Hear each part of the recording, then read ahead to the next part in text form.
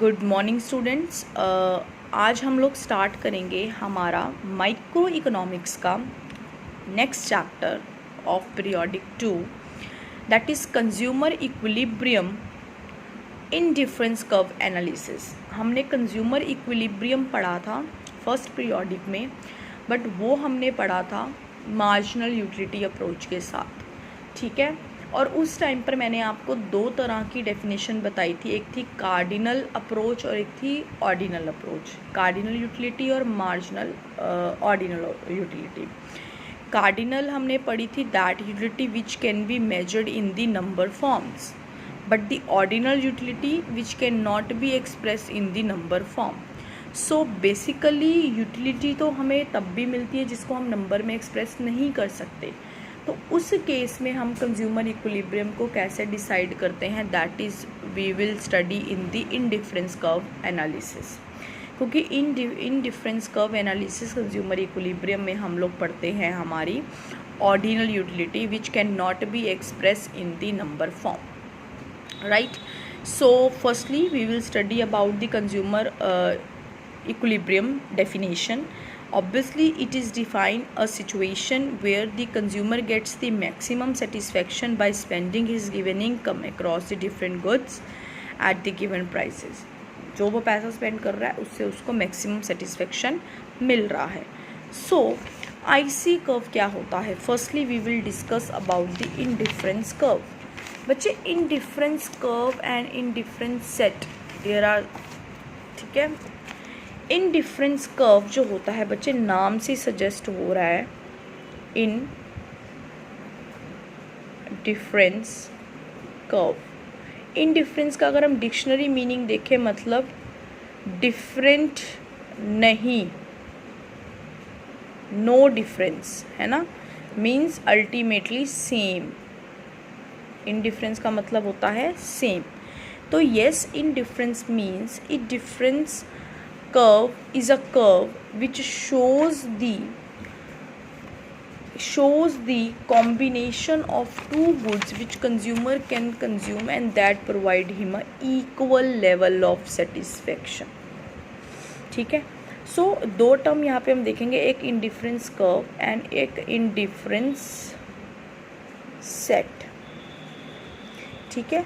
Set is basically, इसकी definition यहाँ हम देखेंगे, indifferent set is a set of those combination of two goods which offer the consumers the same level of satisfaction, so that consumer is indifferent across all the combination of his indifferent set, ठीक है ना।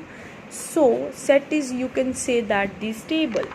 अब जैसे कि यहाँ पे combination है A B C D। अब दो हैं चीज़ें, एक है एप्पल एक है ऑरेंज, ठीक है। अब अल्टीमेटली एक पर्सन है जिसके पास एप्पल भी हैं, एप्पल भी कंज्यूम करना है, दो चीज़ें हैं Apple and orange. Obviously Apple 1 ले रहा था पहले, फिर उसने 2 लिए, फिर 3 लिए, फिर 4 लिए, बट उसका दिल हो रहा कि अब वो एप्पल जो है वो क्या, एप्पल के साथ वो ले रहा था 10 ऑरेंजेस, मतलब एक एप्पल खा रहा था और 10 ऑरेंजेस ले रहा था। फिर उसका दिल किया कि उसने एप्पल को इंक्रीज़ किया कॉम्बिनेशन में, तो फिर वो ऑरेंज को क्या करेगा, डिक्रीज़। हमें पता है एक चीज़ अगर हमने बढ़ानी पड़ती है दूसरी हमें कम करनी पड़ती है, क्यों? बिकॉज जो हम पैसे खर्चते हैं, जैसे हम ये मान के चलते हैं कि ये कॉम्बिनेशन वो ख़रीद रहा था, तो इस कॉम्बिनेशन में जो भी उसके पास पैसे थे वो सारे पैसे उसने खर्च दिए थे। जैसे मैं बोलूँ मेरे पास 100 रुपीज़ है, 100 रुपीज़ में से मैंने 50 रुपीज़ के पिज़्ज़ा ले लिए एंड 50 की मैंने पेप्सी ले ली। तो अगर अब मुझे पिज़्ज़ा और लेने हैं तो मुझे पेप्सी क्या करनी पड़ेगी, कम। क्यों? क्योंकि मेरे पास तो 100 रुपये ही थे और वो मैंने 50-50 इनमें डिवाइड कर दिए। सो अगर मुझे अब पिज़्ज़ा और चाहिए तो मुझे पेप्सी की अमाउंट कम करनी पड़ेगी। तो पेप्सी मैंने कर दी 40, तो यहाँ मैंने फिर पिज़्ज़ा कर दिया 60 कि 100 रुपये में वो चीज़ पूरी हो जाए। तो हम यही मान के चलते हैं कि यहाँ पर उन्होंने अपने पूरे पैसे खर्चे थे, तो इसका मतलब अगर जब उनको एप्पल ज़्यादा चाहिए तो उनको ऑरेंज को कम करना ही पड़ेगा। तो ऑरेंज उन्होंने करा 7, फिर ये बढ़ाया, फिर इसको और कम किया, फिर ये बढ़ाया, फिर इसको और कम किया। अब बात ही आती है, ये कॉम्बिनेशन बन गई, ये ए कॉम्बिनेशन था, ये बी कॉम्बिनेशन था, ये सी कॉम्बिनेशन था, ये डी कॉम्बिनेशन था, इनको बोलते हैं सेट। अब ये जो सारे कॉम्बिनेशंस हैं ए बी सी डी, ये सारे जो हैं ये सेम लेवल का सेटिस्फेक्शन दे रहे हैं कंज्यूमर को। ठीक है, तो अभी तक हमने इस टेबल में क्या देखा? फर्स्ट ये देखा देयर इज नेगेटिव रिलेशनशिप, ठीक है, बिटवीन टू गुड्स के बीच में रिलेशनशिप कैसा है? नेगेटिव। क्यों? अगर एक बढ़ रहा है तो दूसरा कम हो रहा है। दूसरी बात जो हमने देखनी, इसका मतलब ये अगर नेगेटिव है तो कर्व कैसा बनेगा? Downward sloping. कर्व की शेप हमारी कैसी आएगी? Downward sloping. और देखो यहाँ पे तो सेम है, यहाँ पे कम कितना हुआ? पहला हुआ 3, फिर 2, फिर 1। तो मैं ये बोलूँ जो सेक्रीफाइस रेट है दैट इज डिक्रीजिंग, क्योंकि पहले 3 सेक्रीफाइस किया, फिर 2 करा, फिर 1 किया। ठीक है, ये 2 चीज़ें हमें पता लगी। तो अगर सेक्रीफाइसिंग रेट डिक्रीजिंग है, कर्व कैसा बनेगा? कॉन्वेक्स। क्योंकि वहाँ पीपीसी में हमारा सेक्रीफाइस देखना जाकर कि पीपीसी में जो हमारा सेक्रीफाइसिंग रेट क्या था, वो ज़्यादा था। पहले ऐसे जैसे 3 होगा, यहाँ पे फिर 4 होगा, यहाँ पे फिर 5 होगा। सेक्रीफाइसिंग रेट ज़्यादा था तो कर्व बना था कॉनकेव। अब सेक्रीफाइसिंग रेट कितना है? कम, तो अब कब बनेगा? कॉन्वेक्स। की पहले 10 से 7 आए तो 3 को लूज़ किया, 7 से 5 आए तो 2 को लूज़ किया, 5 से 4 आए तो 1 को लूज़ किया। ठीक है, सो सेक्रीफाइसिंग रेट जो क्या है वो है डिक्रीजिंग, और जो रिलेशनशिप है वो क्या है? नेगेटिव, कि एक बढ़ रहा है और दूसरा कम हो रहा है। तो कब बनेगा? Downward sloping and convex. Shapes मुझे कब की पता लग गई, तो कब बनेगा? जैसे मैं यहाँ लिख लूँ एप्पल, यहाँ मैंने लिख लिए ऑरेंज। ठीक है, उसके बाद कब बनना है? डाउनवर्ड मतलब ऊपर से नीचे, और कन्वेक्स होता है ऐसा।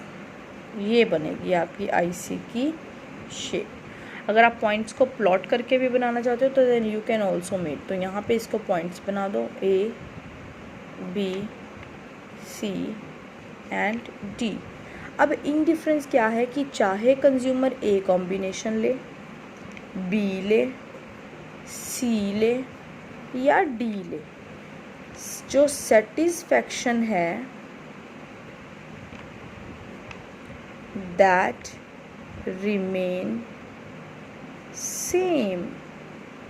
खुशी उसको हर लेवल पे क्या मिलेगी? सेम मिलेगी, चाहे वो कोई भी कॉम्बिनेशन ले ले। ठीक है, क्लियर हुई ये चीज़? अब देखो यही डेफिनेशन है। Indifference curve is a dramatical presentation of an individual set of a consumer. It is the locus of all such points which show different combination of two commodities offering the same level of satisfaction to the consumer. जो satisfaction है वो क्या मिल रहा है? Same मिल रहा है। ठीक है ना?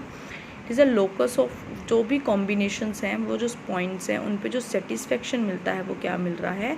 Same level of satisfaction. ठीक है, अब यहाँ पर कुछ प्रॉपर्टीज़ हैं।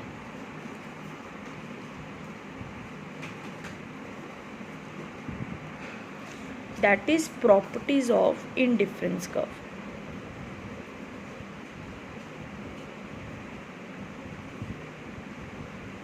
ठीक है। यहाँ पे जो कुछ प्रॉपर्टीज़ हैं, दैट इज़, जो पहली बात तो जो आईसी हैं, अभी हमने एक प्रॉपर्टी पढ़ ली, स्लोप डाउनवर्ड, ये क्या होते हैं, डाउनवर्ड स्लोपिंग होते हैं। उसके बाद आईसी कॉन्वेक्स टू ओरिजिन होते हैं, ये भी अभी हमने प्रॉपर्टी पढ़ ली। अब एक प्रॉपर्टी है कि आईसीज आर नेवर इंटरसेक्ट, हाँ, इंटरसेक्ट नहीं करते, ठीक है ना, इंटरसेक्ट नहीं करते, ठीक है ना, यही है ना प्रॉपर्टी, यही लिखी है, हाँ, नेवर इंटरसेक्ट ईच अदर, ठीक है, ईच अदर। उसके बाद higher IC higher the satisfaction, एक ये बात होती है, ठीक है। ये हमारी कुछ 4 प्रॉपर्टीज़ हैं इसकी। अब बात है आईसी स्लोप डाउनवर्ड, इसका कारण क्या है, yes it is downward because एक चीज़ इंक्रीज़ करनी पड़ती है, दूसरी डिक्रीज़ करनी पड़ती है, नेगेटिव रिलेशनशिप होता है, तो definitely it's a downward sloping. देखो IC fall from left to right, इसका कारण क्या है, क्योंकि इनके बीच में कैसा रिलेशनशिप है, नेगेटिव रिलेशनशिप है, कि अगर ऑरेंज बढ़ाने हैं तो एप्पल कम करने पड़ेंगे, और अगर एप्पल बढ़ाने हैं तो ऑरेंज कम करने पड़ेंगे, नेगेटिव रिलेशनशिप होता है। उसके बाद आईसी कॉन्वेक्स टू ओरिजिन, ये भी बात क्या आई कि जो हम सेक्रीफाइस करते हैं वो हम क्या कर रहे हैं, वो हम सेक्रीफाइसिंग जो रेट है वो कम है। जो सेक्रीफाइसिंग रेट है ना, उसका दूसरा नाम होता है मार्जिनल रेट ऑफ सब्स्टिट्यूशन, मतलब refers to the rate at which consumer is willing to substitute one for another. अब यहाँ पर वो ऑरेंज को विलिंग था सब्स्टिट्यूट करने के लिए, किसके लिए, एप्पल के लिए, पर वो जो सब्स्टिट्यूट कर रहा था, वो जो रेट था, पहले 3 फिर 2 फिर 1, वो जो रेट है 3 2 1, वो जो रेट है दैट इज़ डिमिनिशिंग। तो इसका मैं बोलूँगी जो उसका स्लोप है that is marginal rate of substitution, marginal rate of substitution जो MRS है वो क्या है, डिक्रीजिंग है,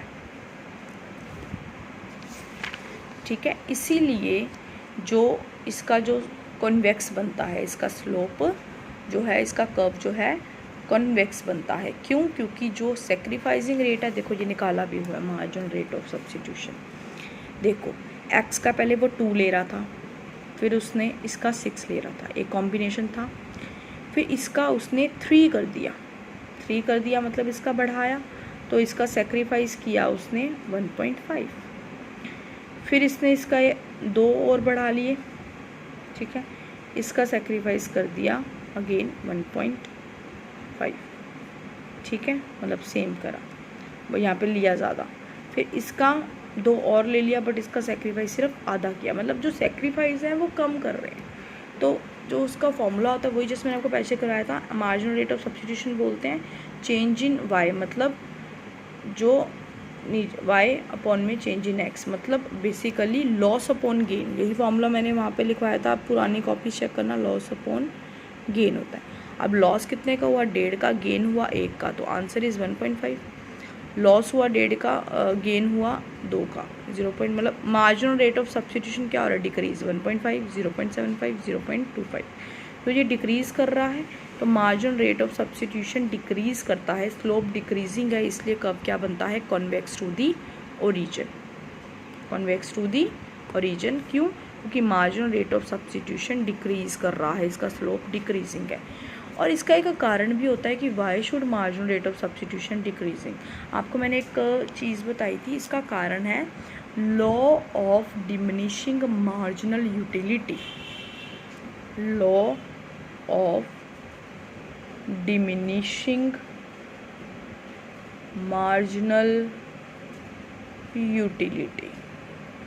बात ये है कि हमें पता है, ये लॉ कहता है कि व्हेन हम एक चीज़ का ज़्यादा कंज्यूम करते रहते हैं, ठीक है ना, तो हमें पता है जो उससे सेटिस्फेक्शन मिलता है वो भी क्या मिलता है, कम मिलता है, ठीक है। जैसे जैसे हम ज़्यादा कंज्यूम करते हैं हमें उसका सेटिस्फेक्शन भी उससे क्या मिलता है, कम मिलता है। जब सेटिस्फेक्शन कम मिलता है तो हम उसके लिए सेक्रीफाइस भी क्या करना चाहते होते हैं, कम करना चाहते हैं। I am repeating with this example. अब वो एप्पल को बढ़ा रहा है, पर जैसे ही वो एक्स्ट्रा एप्पल ले रहा है, जो एक्स्ट्रा उसको सेटिस्फेक्शन मिल रहा है वो कहीं ना कहीं पहले वाले से कम हो रहा है। फर्स्ट से सेकंड का जो सेटिस्फेक्शन है वो कम होता है। हमें पता है जब हम फर्स्ट रोटी खाते हैं बहुत खुशी मिलती है, सेकंड खाते हैं उससे कम मिलती है, थर्ड खाते हैं उससे भी कम मिलती है, फोर्थ खाते हैं उससे भी कम मिलती है। तो अल्टीमेटली उसके लिए फिर जो सेक्रीफाइसिंग भी है रेट वो भी क्या होगा, कम कम सेक्रीफाइस करते हैं फिर वो हर लेवल पर। इसीलिए करते हैं क्योंकि जब मुझे खुशी कम की मिल रही है तो मैं सेक्रीफाइस भी कम करता हूँ कि पहले मैंने 3 दे दिए, अब मैं 2 ही करूँगा, फिर मैंने 1 ही किया। क्यों? क्योंकि marginal due to marginal rate of diminishing marginal utility. क्योंकि ये लॉ कहता है when we consume more and more of one unit the satisfaction derive from that unit goes on diminish. That is why the slope and substituting rate is decreasing, because they prefer to sacrifice or substitute less. ठीक है, revise these further we will do in next video.